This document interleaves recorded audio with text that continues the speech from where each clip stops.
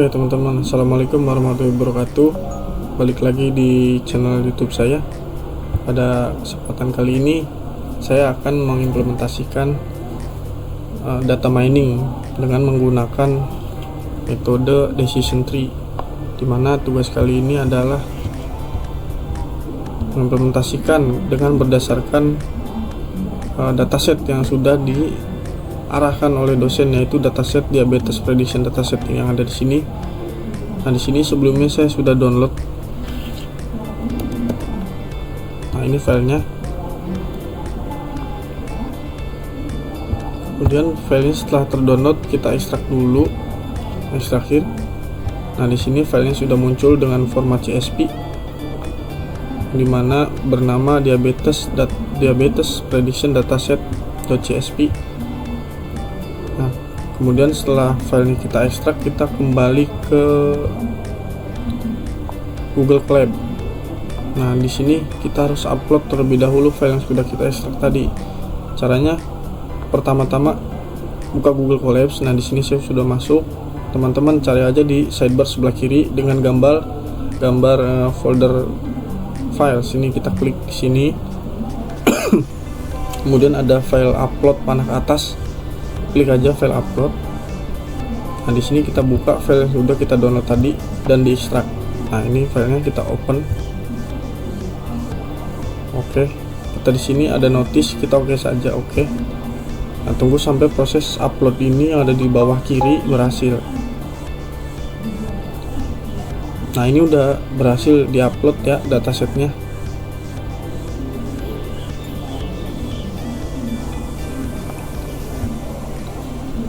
Oke, kita tutup terlebih dahulu. Oke, kita tutup. Nah, di sini sebentar biar agak enak lihatnya, kita ganti dulu namanya.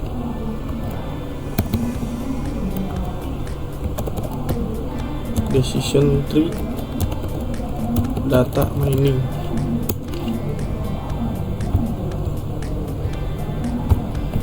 Kemudian kita masuk ke tahap pengkodean, di mana tahap ini merupakan input daripada struktur data atau kode yang kita masukkan di sini untuk menentukan di dalam file tersebut itu ada apa aja. Nah, di mana langkah awal ini wajib ya kita lakukan untuk mendeteksi jumlah baris dan kolom data, tipe data, tiap atribut, serta memastikan apakah terdapat missing value yang perlu ditangani. Oleh karena itu, kita di sini harus memasukkan beberapa baris kode. Yang di sini kita menggunakan bahasa pemrograman Python. Yang pertama, kita di sini harus melakukan import dulu, yang dimana import ini berfungsi untuk menaungi beberapa kode yang ada di bawahnya nanti. Kita klik aja import pandas aspd, kemudian enter, kemudian numpy, import numpy asnp, aduh.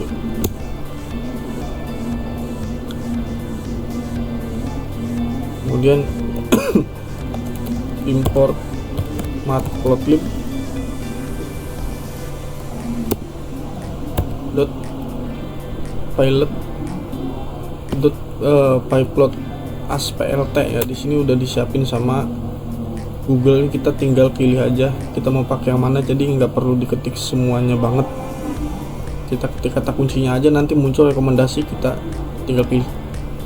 Oke, setelah matplotlib ini kita masuk ke import seaborn.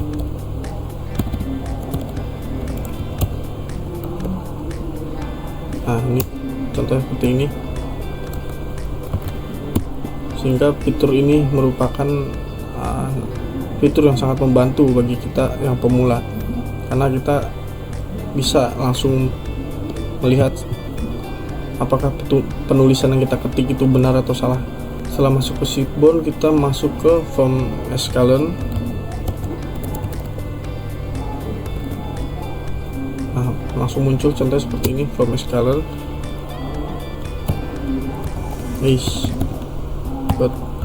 Model underscore selection. Nah, di sini contohnya.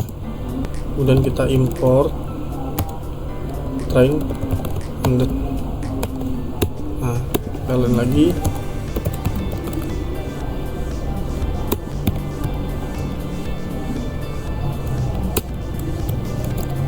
import decision, kita tambah plot tree, kemudian from sklearn.matrix matrix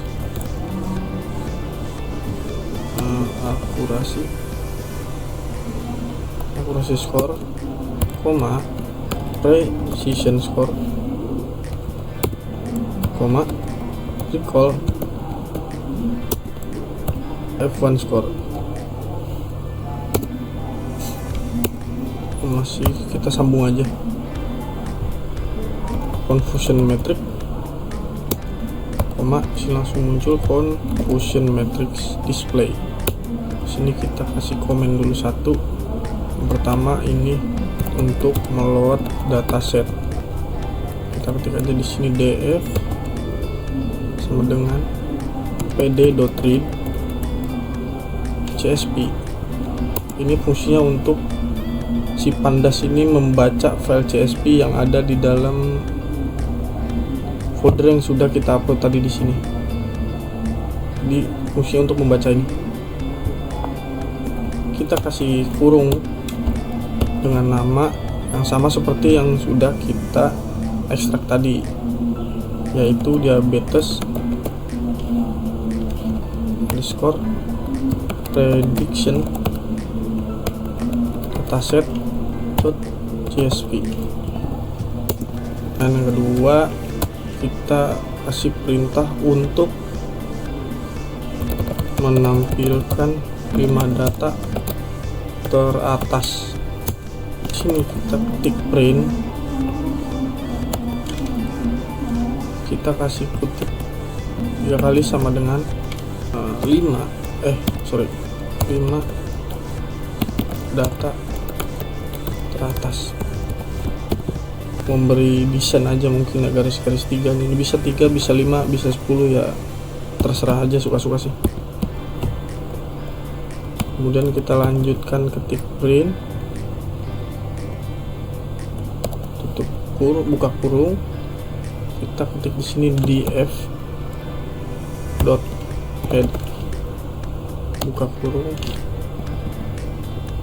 enter. Kemudian yang ketiga, kita kasih perintah untuk menampilkan informasi jumlah data dan tipe data. Pertama kita print, kita kasih enter, kita kasih statement informasi dataset. Oh iya, kurungnya jangan lupa.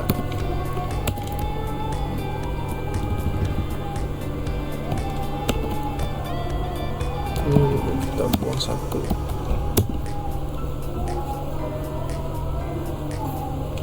Dan kita print df lagi, df dot info.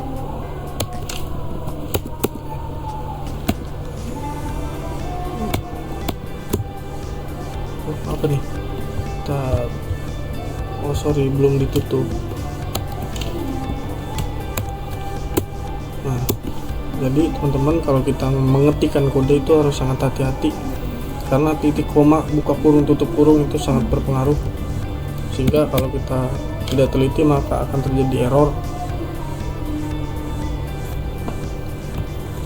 Kita masuk ke langkah yang keempat, yaitu melakukan pengecekan missing value. Kita kasih print di sini. Jangan lupa kutipnya, kita kasih enter.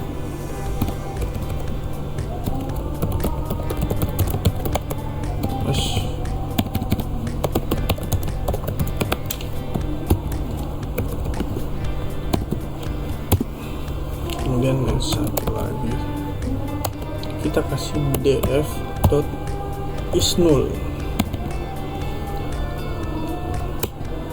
kasih kurung, kemudian .sum untuk menghitung. Kemudian yang kelima untuk mendeskripsi data numerik. Di sini kita ketikkan print, jangan lupa itu kurung, kita kasih enter lagi, deskripsi statistik.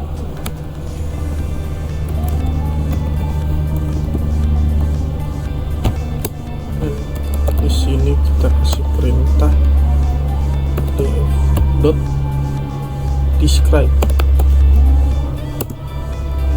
untuk kurung. Sampai di sini kita tes dulu apakah bermasalah. Ini datanya sudah keluar ya. 5 data teratasnya sudah muncul, ada gender, ada age, ada hypertension dan lain-lain dan kawan-kawannya. Di sini ada gendernya keluar male dan female. Kemudian ada kolomnya di bawah informasi dataset. Kemudian ada pengecekan missing values, ini terdapat 0 semua, dan deskripsi statistiknya juga sudah muncul di sini.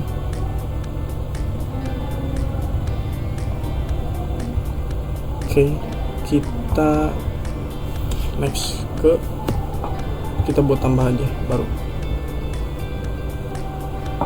Nah, di sini algoritma decision tree membutuhkan semua input dalam bentuk numerik. Oleh karena itu, fitur kategorikal seperti gender dan smoking underscore story ini harus diubah menjadi angka dengan teknik one hot encoding. Di sini kita mulai masukkan kode, kita kasih ini sebagai penanda ya. Ini copy data frame untuk processing. Ini kita ketikkan saja df.clean df underscore clean copy. Nah, kemudian di sini kita lakukan one hot encoding untuk fitur kategorikal df underscore clean pd.get underscore dummies df underscore clean volume. Kita kasih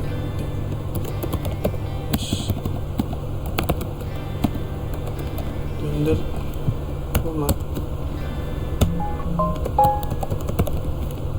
smoking story, drop frost through. Kemudian di sini kita menentukan variabel fitur X dan target Y. Nah, di sini langsung muncul rekomendasinya. Jadi fitur ini sangat membantu. Sama dengan ef scope clean drop volumes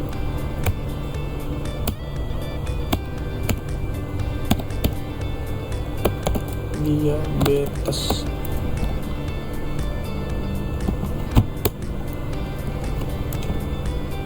Y df clean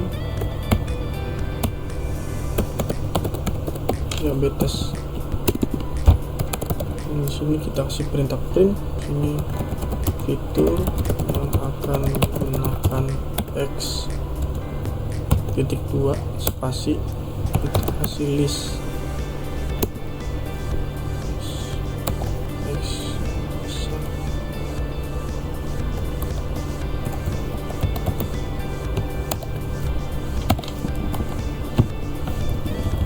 Ini salah ya, X nya.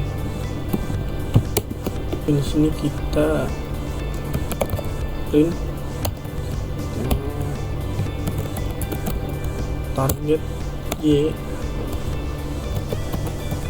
diabetes. Kita coba jalankan, fitur yang akan digunakan X. Di sini muncul ada age, hypertension, disease, BMI dan lain-lain. Nah, di sini ada smoking history-nya. Targetnya adalah diabetes. Nah, di sini kita tambah kode baru aja. Di sini sesuai instruksi dari dosen, dataset dibagi dengan proporsi 80% sebagai data training, yang dimana data ini akan digunakan untuk melatih model, dan juga 20% sebagai data testing, di mana data tersebut akan digunakan untuk menguji performa dari model itu sendiri. Di sini kita langsung ketikkan saja kodenya x_train, koma, x nya x_test y_train y_test. Di sini kita ketik train test split x, y, test size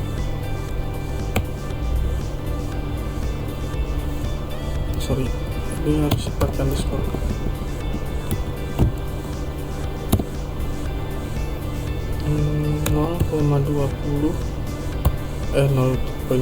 Koma random step 42, stratify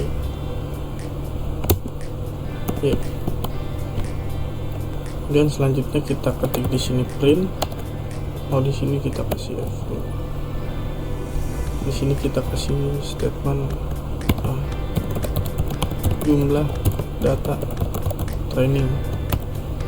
Masuk langsung ke train shape. Kita kasih sampel.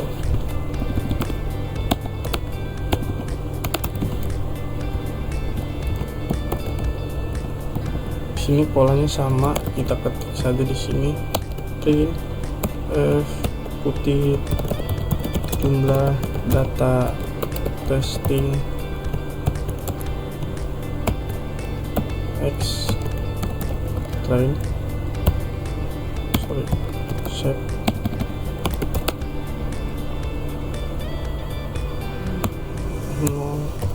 sampel. Ini kita coba tes dulu. Di sini jumlah data trainingnya ada 80.000 sampel, jumlah data testingnya ada 80 sampel juga. Selanjutnya kita masuk ke tahap berikutnya, kita tambahkan kode baru. Nah, di sini kita akan membangun model dan juga prediksi. Pada tahapan ini objek decision tree classifier diinisialisasikan. Parameter max_depth ini dibatasi sebesar 4 tingkat agar pohon keputusan tidak mengalami overfitting, dan struktur pohonnya nanti tetap mudah dibaca saat divisualisasikan. Ini kita kasih keterangan dulu untuk kodenya, inisialisasi dan training model. Teksnya model underscore dt decision tree classifier. Ini harus diisi max depth 4, random state 42 model underscore dt fit x train, y train. Dan di sini kita langsung melakukan prediksi pada data testing. Kita ketik y underscore red, kita bikin dulu model underscore data dot predict x test. Ini kita print proses training dan prediksi selesai.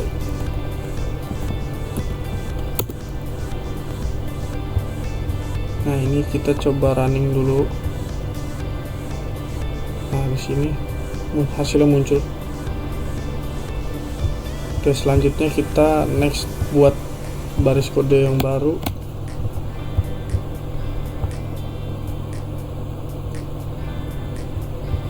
Nah, di sini adalah tahap dimana evaluasi performa dari model ini sendiri. Di sini akan menghitung semua parameter evaluasi yang diwajibkan oleh dosen, meliputi tingkat akurasi, presisi, recall, F1 score, disertai dengan visualisasi confusion matrix. Oke, kita langsung masuk ke kodenya aja. Di sini kita ketik dulu. Seperti biasa kita kasih penanda, komentar sebagai penanda. Menghitung matriks evaluasi. Ini kita ikutin aja. Accuracy score, akurasi,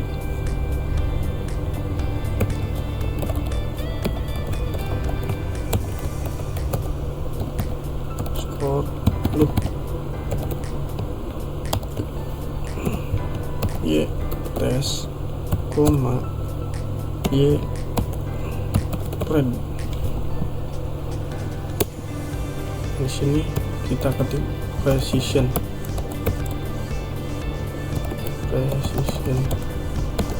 score, y tes, y red. Selanjutnya kita masukkan recall score, y tes, y red.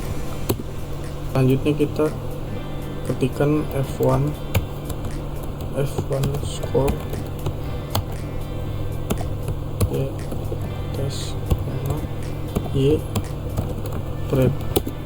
Selanjutnya kita ketik di sini print teksnya evaluasi performa model. Nah, ini supaya lebih ada variasi, kita kasih ini juga.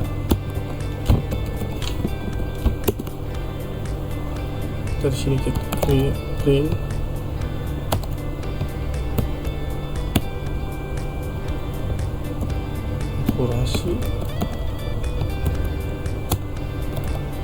akurasi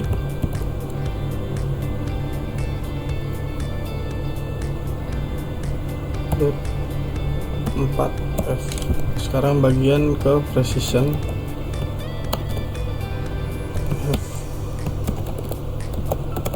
Precision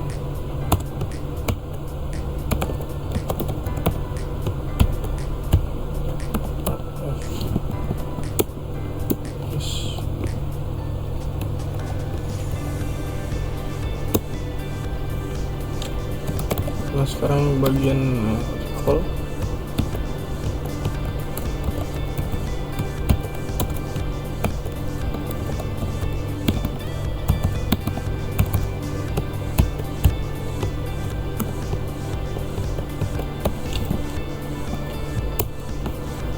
Sekarang bagian print score F1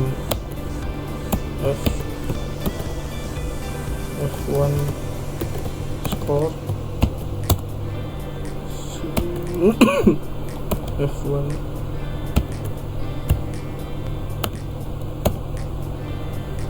F, kita kasih enter. Selanjutnya kita masuk ke bagian confusion matrix. Di sini kita ketikkan dulu, kasih tanda menampilkan confusion matrix. Kita bikin variabel baru,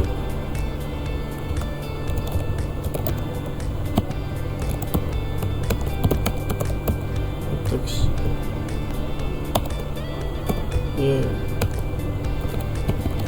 tes koma red display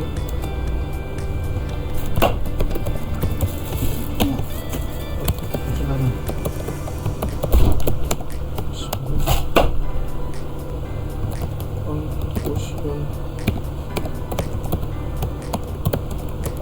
matrix cm display label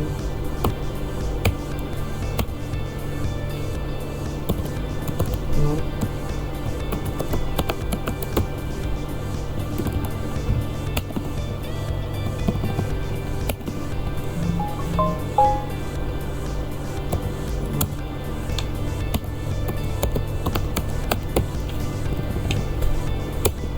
kemudian kita ketik lt.figur,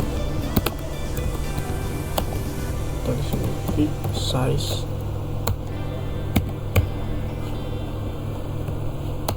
1,5, kemudian display plot gmap lt cm plus,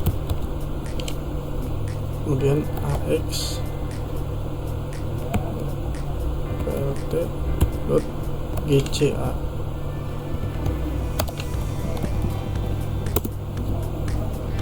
kemudian di sini kita ketik plt.title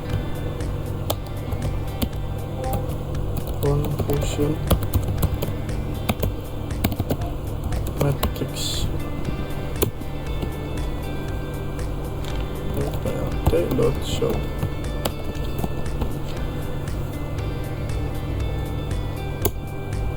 Nah, ini sudah terbentuk. Kita coba jalankan lagi. Apa ini? Oh, terjadi error. Sebentar. Display confusion matrix display.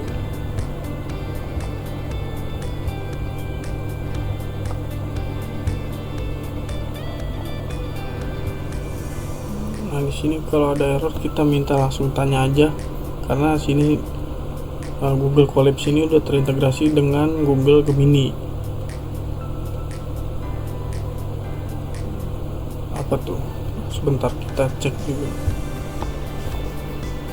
Jadi teman-teman, kalau ada error seperti ini jangan langsung kita copy paste atau kita setujui atau kita terima dan jangan, tapi kita cek terlebih dahulu di mana benar di mana letak kesalahan penulisan kitanya, dan juga apa yang diperbaiki kita perlu cek dulu sebelum kita terima dan jalankan. Di sini kita coba cek. Oh, di sini ada typo. Nah, di sini ada typo ya, udah ketahuan. Masalahnya di sini. Setelah kita tahu, baru kemudian kita terima dan jalankan. Nah, di sini akhirnya muncullah sebuah matrix dengan warna biru sesuai yang tadi kita set. Ini kita tutup dulu. Close. Di sini kita lanjut ke tahap berikutnya. Ini kita umpetin dulu. Nah, di sini berhubung saya ambil kelompok 1, yang dimana kelompok tersebut harus menjelaskan atau memvisualisasikan dengan metode decision tree. Kita buat dulu kode baru Jadi di sini adalah tugas khusus dari dosen ini spesifik ke dalam metode. Di sini saya menggunakan visualisasi dengan metode decision tree ya. Di sini kita kasih komentar dulu, visualisasi pohon keputusan atau decision tree. plt.figure fig size kita kasih 20 10, dan di sini kita plot tree.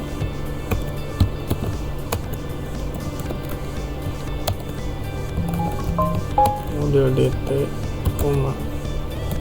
features name x dot column class name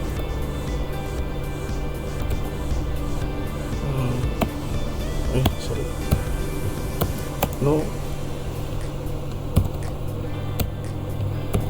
yes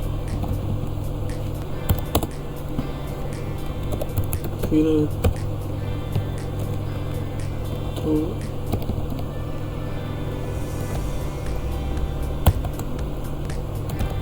only yes true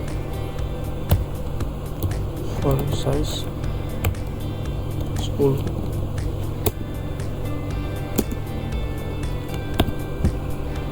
Dan sini kita plt.title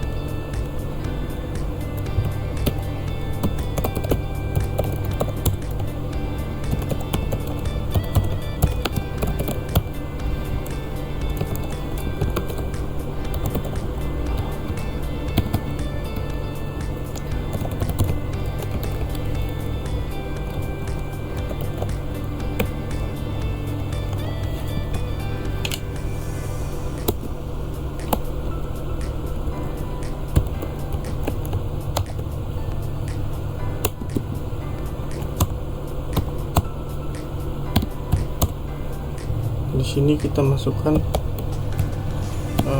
visualisasi fitur important. Di sini kita ketik importance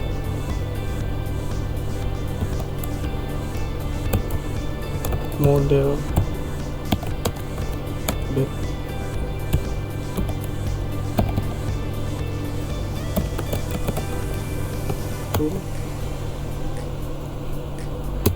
dan di sini kita ketikkan saja indices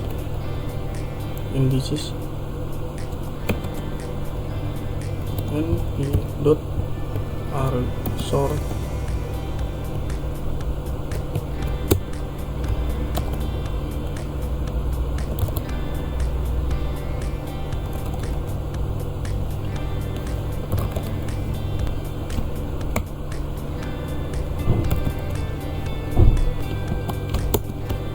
kita ketik di sini vrt dot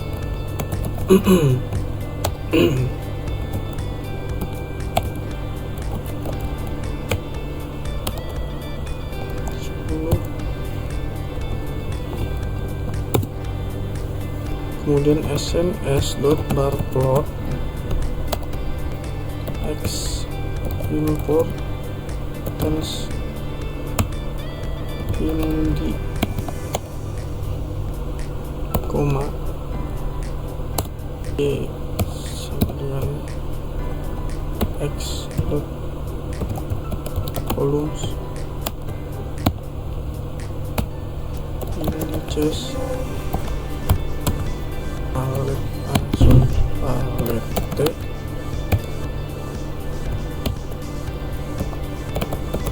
finish plt dot title itu importance faktor penentu diabetes plt.xlabel kita di sini score kepentingan.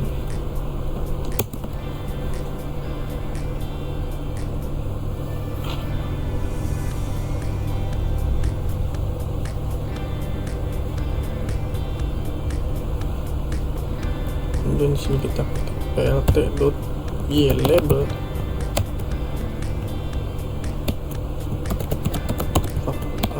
faktor penentu. Di sini kita ketik plt.layout, kemudian plt.show.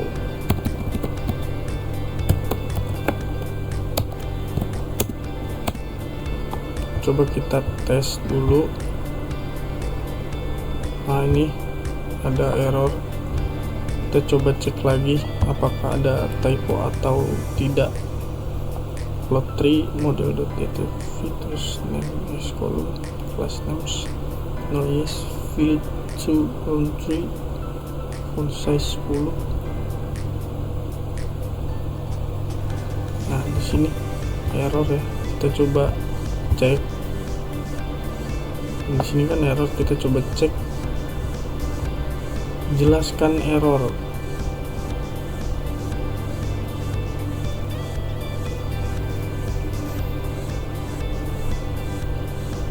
Nah, sekarang sudah kelihatan errornya di bagian mana. Oh, di bagian ini ternyata typo lagi.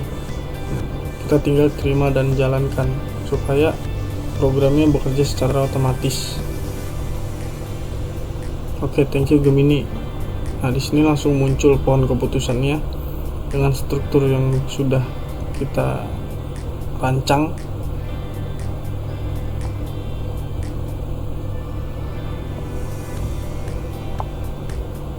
Dan juga fitur importance sudah keluar. Nah, ini apa ya? Ada error nggak ya? Oke, sementara kita tutup dulu.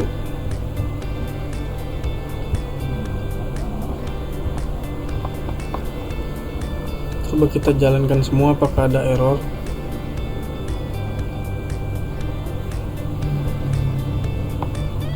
Nah, di sini pertama oke.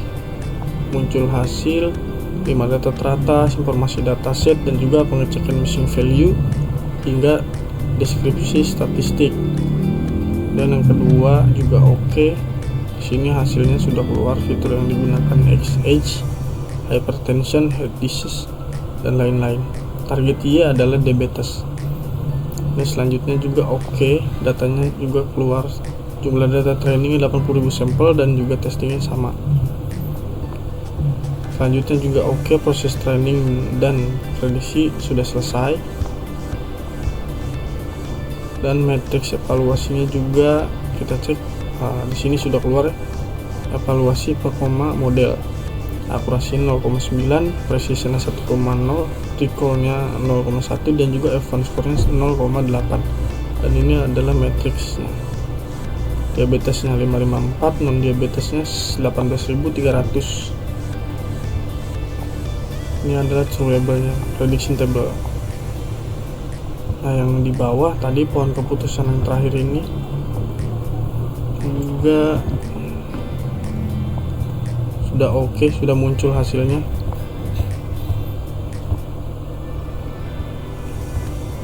Oke ya, sudah muncul hasil. Oke, di sini supaya kita bisa menyimpulkan apa yang sudah kita bahas semua yang ada di kode ini, kita minta kepada Gemini untuk menjelaskan tentang apa sih sistem ini dan bagaimana cara kerjanya, atau secara garis besarnya seperti apa. Kita di sini coba ketikkan berikan kesimpulan untuk seluruh proyek yang dibuat pada kali ini.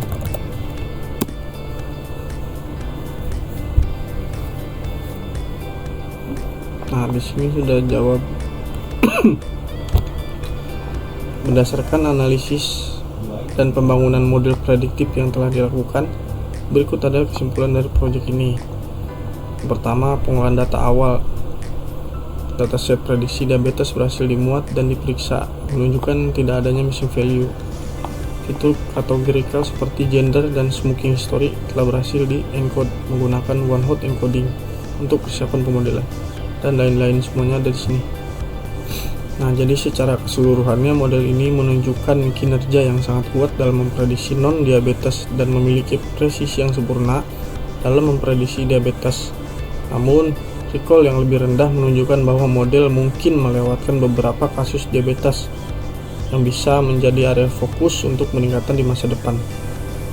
Misalnya dengan fine-tuning hyperparameter lebih lanjut, mencoba model lain, atau menggunakan teknik oversampling untuk kelas minoritas diabetes. Jadi seperti itu secara keseluruhannya. Jadi mungkin videonya cukup sekian. Bila terdapat kesalahan atau kekurangan mohon maklum, karena di sini konteksnya saya juga masih awam, masih dalam proses belajar. Oleh karena itu, alangkah baiknya kita belajar secara bersama-sama. Terima kasih banyak atas segala perhatiannya. Mohon maaf atas segala kekurangannya. Akhirul kalam saya ucapkan terima kasih. Wassalamualaikum warahmatullahi wabarakatuh.